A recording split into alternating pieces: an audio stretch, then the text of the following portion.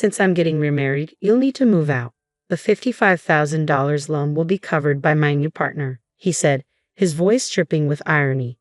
Years of painstakingly working to pay off that loan left me stunned by his audacity to shift the burden onto his new wife. "Then, I guess the $5,000 monthly payments will be your responsibility now," I replied, making clear the true amount I had been shouldering all along.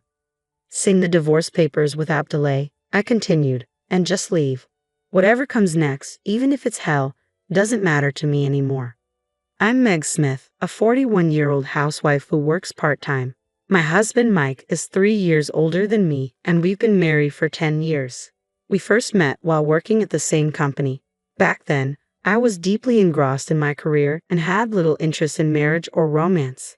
However, after turning 30, a colleague who was contemplating going independent persuaded me to switch jobs.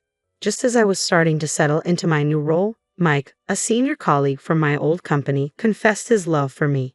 From the start, my relationship with Mike, who was in his mid-30s, was viewed through the lens of marriage. However, 2 years later, we tied the knot, largely due to pressure from those around us. My in-laws were incredibly supportive, treating me like their own daughter, which allowed me to continue working without concerns.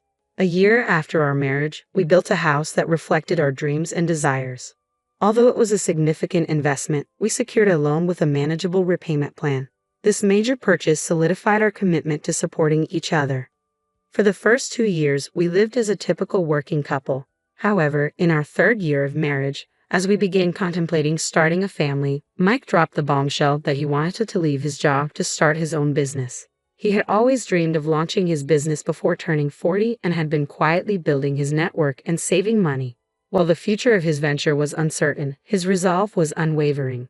By the time I discovered his plans, he had already resigned from his job. I felt disheartened by the lack of communication between us, especially since he seemed to assume that my income alone would cover our needs. Shortly after Mike launched his business, my father-in-law fell ill and was hospitalized. It became clear that returning to his previous lifestyle was no longer feasible, and his home would need extensive renovations for his post-discharge needs. Although my in-laws insisted they could manage on their own, Mike decided that our family would cover all the expenses. I wanted to support my in-laws as much as possible, so I agreed to help, but covering the entire cost was a different story. Our household expenses surged, and I was left bewildered. Our income simply couldn't sustain such a large financial burden. Mike's business was struggling, with frequent contract cancellations and few new opportunities. His income had dwindled to nearly nothing, and I was left to handle all living expenses and loan payments with my salary. Despite being nearly unemployed, Mike remained indifferent to our financial strain, dismissing my concerns and treating the situation as if it were someone else's problem. Our credit card bills began to soar as Mike frequently went out drinking, claiming it was for client relations. Faced with the possibility of spending our lives just paying off loans, I suggested we either sell the house or shut down the struggling business. Mike dismissed my proposals, insisting, "We're not on the brink of ruin. This is a time to endure." The only reason we were managing it all was because of my salary, and I was the one bearing the brunt of our financial strain. Mike couldn't grasp this reality. Eventually, I felt it was pointless to discuss anything with him as long as payments were made on time. As the situation dragged on, our daily conversations dwindled.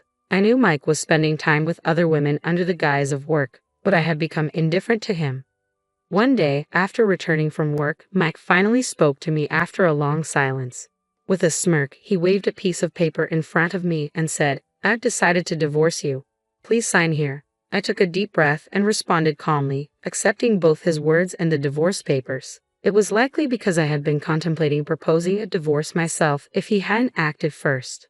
"Can we wait a moment? I just got home. Let's discuss this in the living room," I suggested.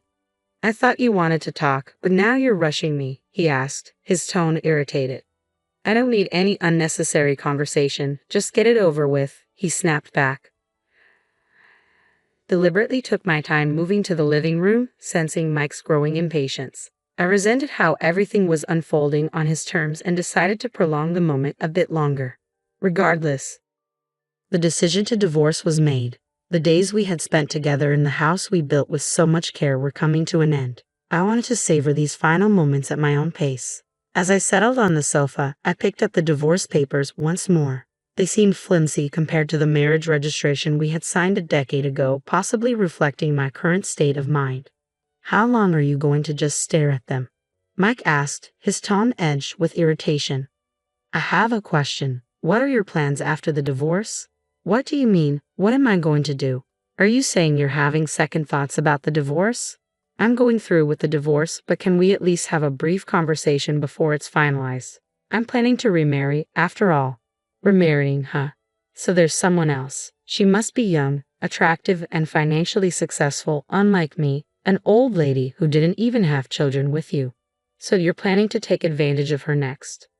Take advantage of her? What do you think of me? I'm simply laying out the facts. I've always handled the finances and you never had to worry about payments. Yet you act so superior. I can lead a better life without someone like you. The divorce is actually a favor for me. Sure. I'll brush off your bitter remarks as the ramblings of someone who's lost. Maybe I should have said more. Keep talking. The divorce is final, and I won't have to see your face much longer. So please move out by the end of the week. I'm leaving today. I can't stay in hearing your voice any longer. By the way, does your new girlfriend know about the loans you're carrying? Of course she does. She's agreed to contribute $500 a month for living here. It's no big deal for her. She won't struggle with the loan payments like you did. Understood. After signing the divorce papers, I decided to leave with my belongings already packed. I'll leave the remaining furniture behind as part of the asset division. Dispose of it if you don't need it. Just go. And best wishes to your new girlfriend. Handling a $5,000 monthly loan payment will be challenging, but good luck. By the way, I've left a note detailing the loan information for her.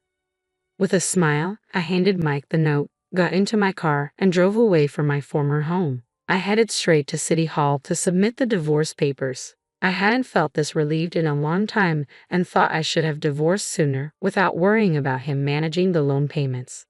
A week after the divorce, one morning, I received multiple calls from my ex-husband Mike. Though I had anticipated this, it was still quite irritating. I decided to address it and answered one of his calls. Yes, what do you want? I wouldn't be calling if it weren't important. That's quite rude, but is it true about the $5,000? I have no reason to lie.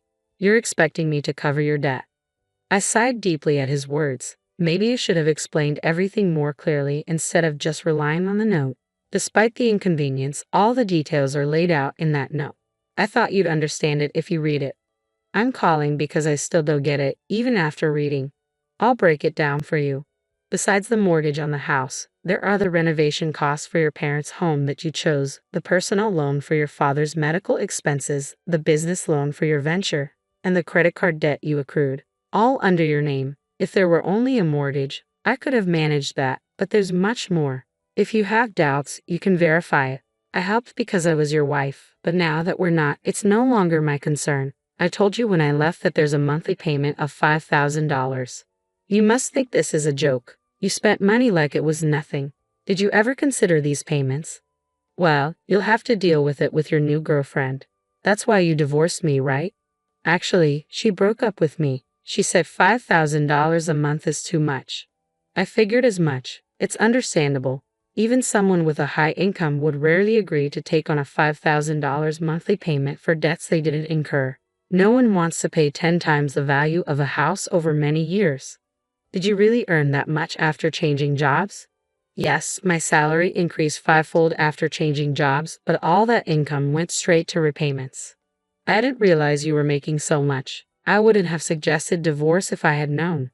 It's not that you didn't know, you just weren't interested.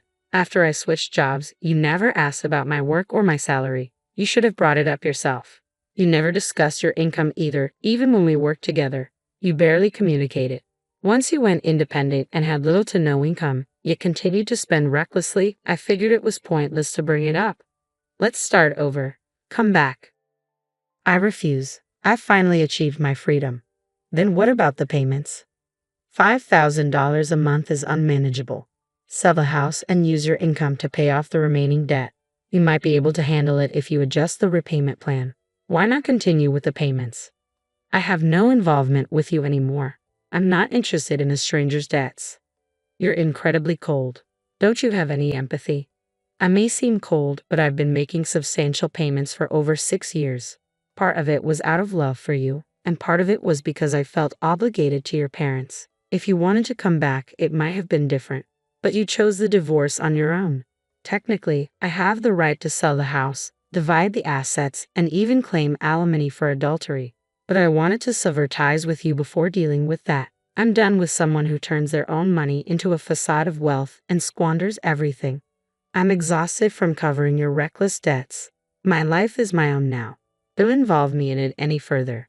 With that, I ended the call. Mike ceased to interfere in my life after that. The relief I felt when everything was finally settled was immense. Later, I learned that Mike had to give up his job and the house and create a new repayment plan for the loans. Returning to his previous job under the scrutiny of others must have been uncomfortable. Despite this, he would continue to be burdened by loan payments. I'd also heard that his parents decided to sell their house and move to a retirement home. It saddened me to think they wouldn't have faced such a choice if we hadn't divorced. I assisted with their move and contributed financially to their entry fees as a way to repay the kindness they had shown me. I hope they can now enjoy a peaceful life without the strain of $5,000 monthly payments. I can live comfortably by being naturally frugal, and my savings have steadily increased. I'm also looking into investing to secure my financial future. Currently, I'm moving forward with a new partner I met after my divorce, and I'm enjoying fulfilling days both professionally and personally.